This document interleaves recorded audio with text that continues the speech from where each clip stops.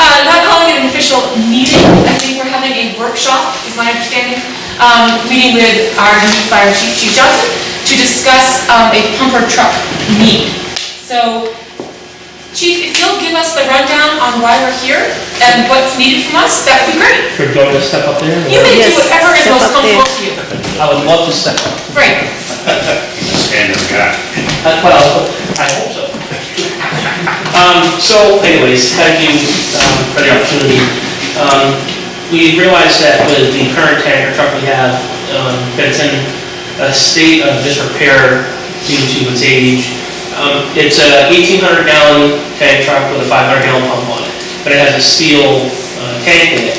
This steel tank has already had several repairs over the years, and it's progressively getting worse. So I had our mechanic look at it, and there's actually additional cracks in the bottom of the tank, and they also feel that it's rusting as well from the inside out. So there's really no sense of knowing how long before you actually have a tank failure.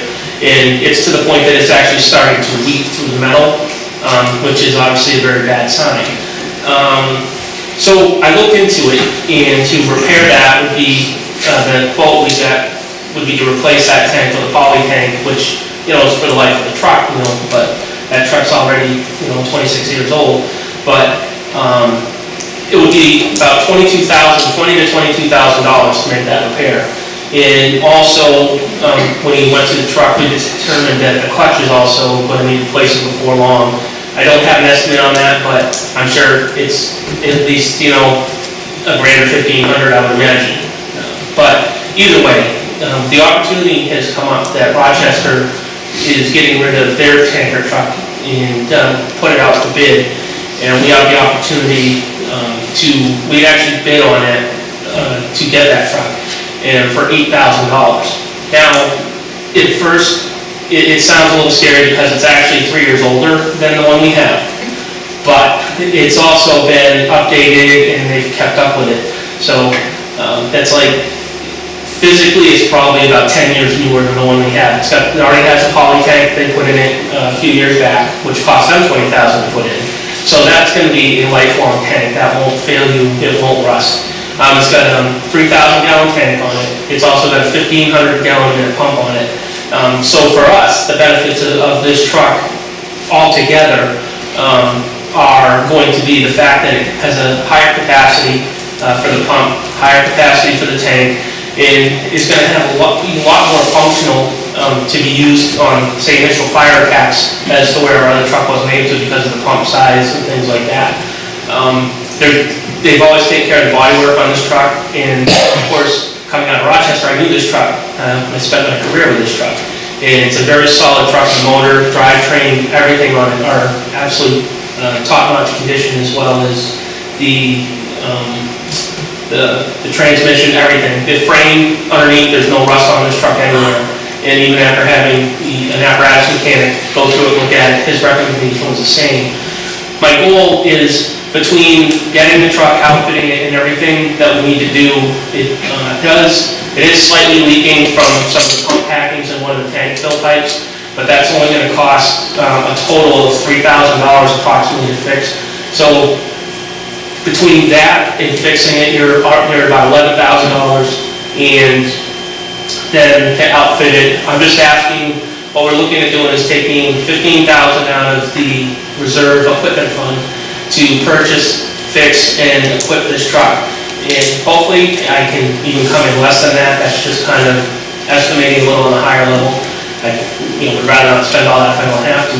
But what this truck is going to do is, we're not in a position at this point to be able to purchase a new tanker truck.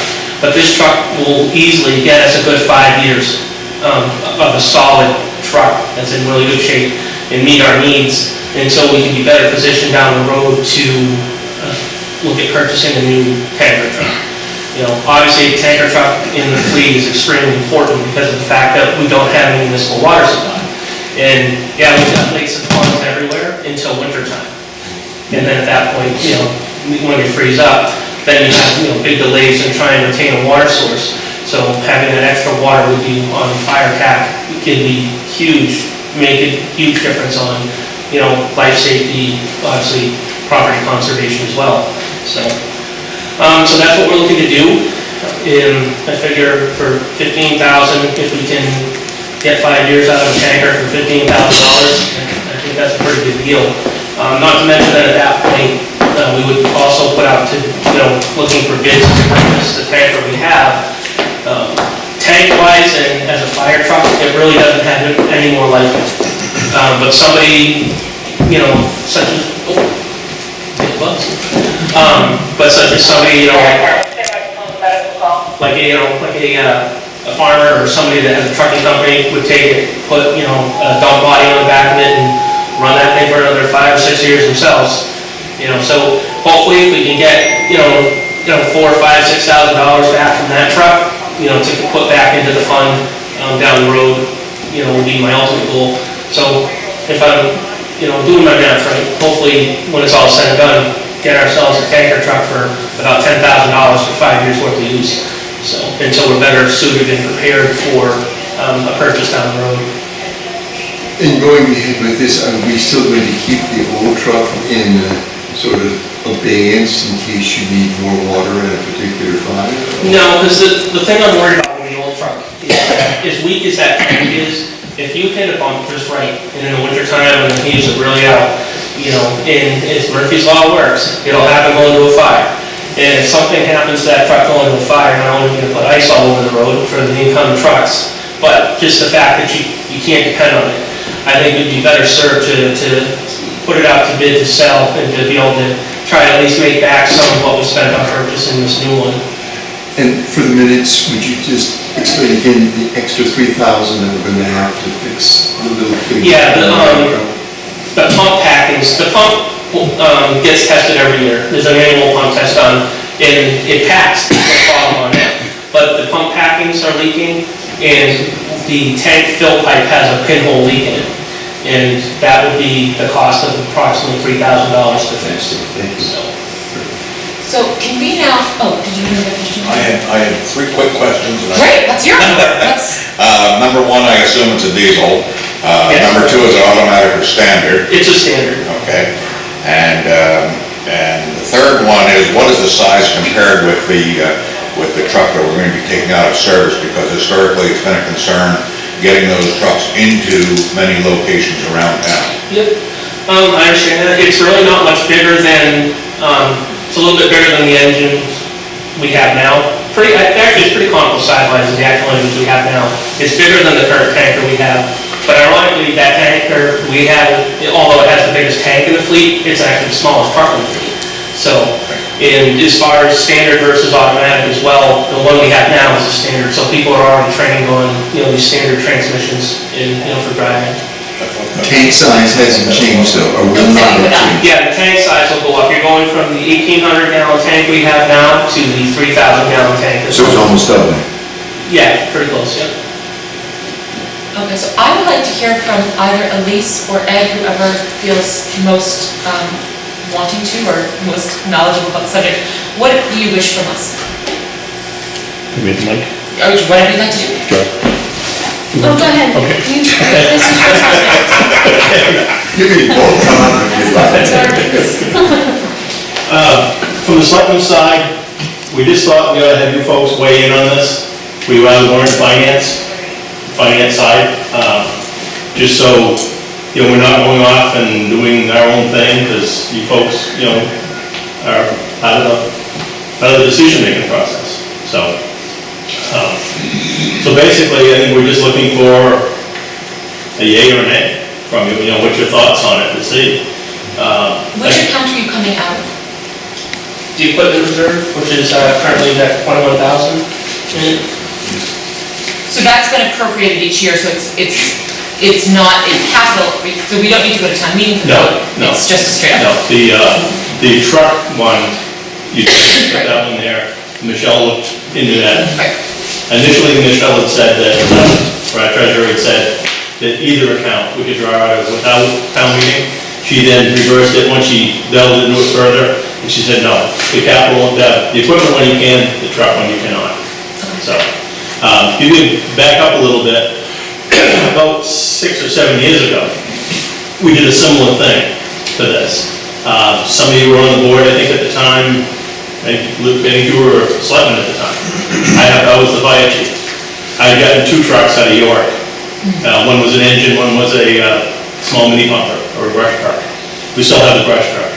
The mini pumper would have been, the engine would have been fine had it not hit a frost heave up here and put the front axle into the oil pan and destroyed the engine. That took care of that truck.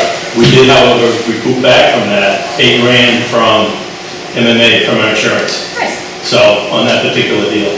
That was $18,500, I think, for those 2 trucks, 2 used trucks. And it worked out well. We did sell the other engine that we replaced engine 2 with. I think it was around 6,000 or 7,000. And this truck here was a very similar chassis to that one. So, this is something that would work pretty well. I feel confident in it. Especially, that the chief has been with these trucks. Right. Been with this truck for such a long time, so, he knows the ins and outs of it, so. Anyway. I just have one other question, that is, and maybe an unfair question. In your long-term look at vehicles for the fire department, will the next vehicle that's actually needed as far as addition to the fleet or replacement of a vehicle in the fleet, will it also be a tanker? Actually, the immediate need we have, I was actually going to bring this up tonight as well. The immediate need that we truly have at this point is the ambulance, which is another reason why I was looking at this tanker as the option, because I know that the ambulance is priority, especially when it's a revenue, source of revenue. And to realistically think about another tanker, or a full-size piece of apparatus, we're gonna have to wait 4 or 5 years at the least. At that point, we'll have a couple, the loans come cleaner, as well as like our engine 2 and stuff like that, that'll be wiped off the books by that time. I actually had attended a grant-ready class recently, and I'm actually kind of looking for support to go for the Assistance to Firefighting grants opening up in October, from October to November. And I'm working with a professional grant-writing company as well, and they think that we would be in really good shape to put in and succeed on trying to get a grant for an ambulance. The thing is, with that, the more that you can contribute towards the purchase and reduce the amount you need for the grant, the better chance you have. And looking at what we have in the truck replacement fund now, we also have some other revenues and sources that are going to be coming in too from the merging association and things like that. Realistically, if we could fund 35 to 40%, which is what we already currently have in the fund, that's even without putting in addition to it.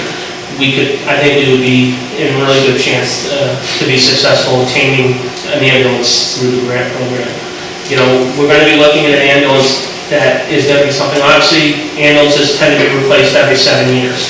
That's pretty standard for an apparatus replacement program in ambulances. The one we have now is currently 11 years old, almost 12. And the maintenance every year, just in the time I've been there, I've already had to put, I believe, $5,000 in maintenance into this ambulance. And we've actually, when I was looking at the call volumes today, I've noticed that we had missed 8 medical calls and had to call each lady for times when the ambulance was out of service. Now, potential revenue from that, you're talking probably potentially another $10,000 that we didn't get because it was out of service, spending the $5,000 additional on repairs. So I think that it would certainly behoove us to proceed with trying to find a way to do that. And I would like to apply for that grant. Where it is a matching, obviously, we need everybody on board in recommending it for me to submit, which I don't know as far as town meeting or whatever between now and then, but I don't think. But I'm just kind of looking for the nod to pursue this grant if you guys think that's a good idea as well. Okay, so just to be clear though, we have no... I understand. Oh, Yeah. just want to make sure. But it's important to me every step of the way, whether it's the select board, whether it's Warrant and Finance, the more buy-in that we can have as a group, I think is important to really, well, for one, to determine what we do need and to really legitimize what we're doing, but to get the support, if we're all on board, is going to, that's half the battle, so. I understand. Hold on, Tom, Warren? Thank you, yeah. The service equipment that's on the existing tanker, is that compatible with the new one, or are we looking at buying extra ladders and extra hose? So there are some things we're going to be able to transfer over. The ladders will be able to transfer over. We're looking at finding a way to mount the folding tank so that we can transfer that over. But they're keeping everything else on their truck, all the fittings and things like that, the suction hose. So that kind of stuff is what we're going to need to purchase to finish up leading it. And what we have on the existing tanker is not compatible? It's different sizes. Yeah, correct. And the hose that's on the tanker we have now is only 3-inch hose, which in a water supply situation, on that truck where its pump was only 500 gallons a minute, it was more feasible because 3-inch hose, you can get 500 gallons a minute. But in a rural water supply, you want to be able to move 1,000 gallons a minute plus, which you require at least a 4-inch or larger hose. We actually have 5-inch, which is in a rural situation is even better because then you can move up to 2,000 gallons a minute. Even though our pumps aren't capable of that, but what that does is that gives you the ability to extend how far you can, lay hose to be able to still get the flow needs. So and with that pump on that tanker, it's capable of it. So this will show my fire ignorance, but, so if it's a 3,000 gallon tank, Yep. and it can put out 1,500 gallons per minute with the pump, Yep. are most fires able to be put out in 2 minutes? Most fires, I mean, no, these are actually, I'm glad you asked, these are good questions. That's for the water supply, those kinds of capacities are for water supply, to feed the entire fire. You're not gonna go through that necessarily that quick because, 1 3/4 attack line, when you attack, a fire with 1 3/4 attack line, and it flows 150 gallons a minute. And that's continuous flow. Most fires, you move in, you darken the fire, you move in further, darken the fire, unless you have a completely fully involved structure. But realistically, at that point, knowing water supplies, that's when we have to start making decisions on what realistically you can and can't do so that you don't run out of water trying to save a ship that's sinking when you can save, the pier that's next to it, so to speak. So 2.5-inch attack lines are 250 gallons a minute. So if we go up on a fire and we roll up with this 3,000 gallon tanker and 1,000 gallons of water on the attack piece we have now, on the heavy side, if you figure you're gonna flow a constant 100 gallons a minute, that's 40 minutes worth of water now. So, and that can make a huge difference, in the time it takes however each lead counts to get there or to get a water supply established.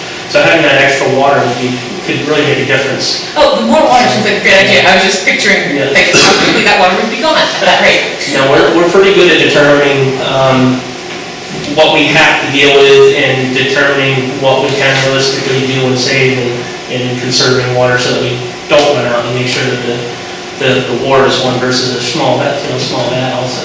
There's a reason fire department is always my favorite department in town. Yes, sir. Since this is somewhat of an indirect meeting, Yes. can we simply have a consensus vote? I think we can do whatever anyone would like to do for recommendations. My understanding is that we are not having an official meeting because this is simply advisory to the select board directly. We are not advising town meeting, so our ordinance does not require our opinion. The select board has simply requested our opinion, as they are welcome to do based on ordinance. Yes, Mr. Waterhouse? I certainly would recommend that we do go through with the purchase of this vehicle. Number one, it's in far better shape than our existing vehicle.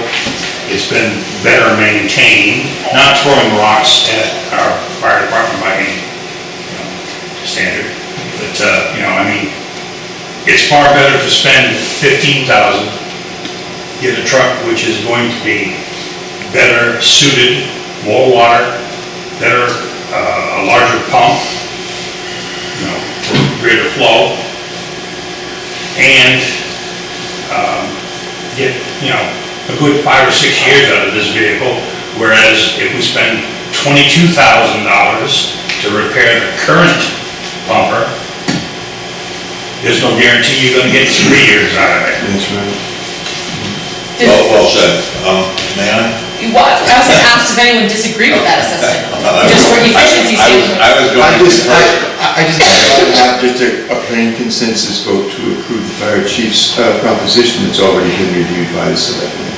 That's Okay, we're gonna hear what Mr. Corbett apparently wishes to speak, and then I will take up your suggestion. First of all, I wanted to thank the select board for inviting us to participate in this decision, and thank Steve for sharing this information with us. We, as a Warrant and Finance committee, we truly appreciate the opportunity to have our input sought. And I think, having said that, I think Mr. Williams has made a motion.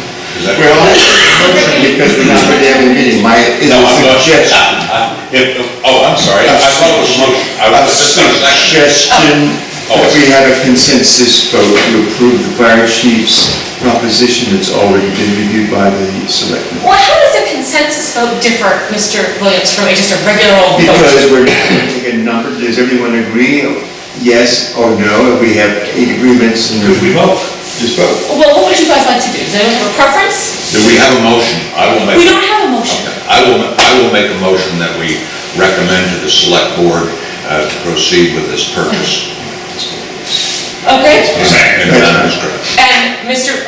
Waterhouse is going to act as alternate this time. Mr. Driscoll will ask alternate next time that we meet, that we need an alternate. They will alternate being alternates. So we have a second from Mr. Waterhouse. And do we have any further discussion on accepting the recommendation of Chief Johnson towards the purchase of the replacement pumper? Anyone? Go get it, chief. All right, all in favor of the motion on the table, please. Yes. Yes. That looks unanimous to me. That sounds like a consensus vote. But I would like to discuss the second matter that Mr. Johnson put before us. He asked us to formally endorse his pursuit of a grant, which again, I will say is not in our purview in any way, but I appreciate the more people that are behind that train. That, I think, really should not be a formal vote, because it just isn't our place to do so, okay? And, but I think that can I just get a show of hands if everyone, and this would not be an alternate, not alternate thing, this is just a group specific thing, about who supports pursuing a grant for the men of the ambulance? Okay, great. May I again? Yes. And thank the chief for giving us this impending application, and congratulations. So, I have a question about your grant application. So, I am working on a grant at the moment myself, and I know that you, very often with grants, the more letters of recommendation that can accompany the grant. Do you need actual physical letters of support for the project? Would that be helpful to you to have those coming from people, or is that not helpful? Yep, that is helpful, and there will be the time when those are supposed to be put into place, and I will also let you know about that, because every little bit you can does help. I'm actually also going to be working on speaking with our local representatives for the state level, because if you can also get them to send letters of recommendation, that also weighs heavy into the consideration for these grants too. Chief, what's the source of the grant again? Assistance to Firefighters Grant, it's a federally funded grant. From the feds? Yeah, federally funded. Years ago, it's been a really successful program, but like everything, it's been really taking a lot of hits. Years ago, it was almost $1 million that the government would, $100 million that they would give out. They're down to like 345, what am I trying to say? Yes, 345,000. They're down to 345 million, sorry. Was 100 million. Yeah, it was 100 million, right, close to $1 billion. See? It's okay, it's very confusing. So, then I guess what I would ask of this committee, because we will not be meeting again most likely unless something like blows somewhere in town, we should not be expecting to meet again until January. I think it's possible that Chief Johnson may need a letter prior to that. Do people feel Yes. comfortable having our secretary and excellent wordsmith draft a letter that we can then all add our names to? Does that feel comfortable to everyone involved? Absolutely. Okay, so Mr. Williams, can you get on that? Great. So then, since we've already decided to do that, the committee does not need to meet again, we've already agreed that we all support it. Mr. Williams will draft a letter, we will put our names to it, and it will be ready for you when you need it. Sounds great, thank you very much. You're welcome. And just as I want to thank the fire department for being full-time. My insurance bill went down $100. Should we all call our insurance companies? I would definitely have Oh, check your insurance. okay, so PSA of the evening, Mr. Waterhouse recommends you call your homeowner's insurance policy, save $100 a year. Well, That and the mine tax went down savings this year. $100. I don't know, what everybody else's would go down, but mine went down $100. Who's, what company you want to show? Because a lot of the casualty insurance companies are jumping. Well, I can tell you right now, Concrete Group got downgraded from a A plus to a C. Right. They're in trouble. Okay, so, but PSA tonight, call your homeowner's insurance policy, get it knocked down a little bit. Definitely, because, I mean, we have a 24-hour fire department now. Yes. Yeah, and it's really, and honestly, it's been so critical. There's a lot of different things we've been able to accomplish and start working on that, are gonna bring so much more back to the community and the department by being full-time. And it just, whether it's inspection programs, programs in schools, to, just getting called more in with our ambulance because other towns know that we're staffed full-time, which is great because obviously it increases revenue and, working relationships.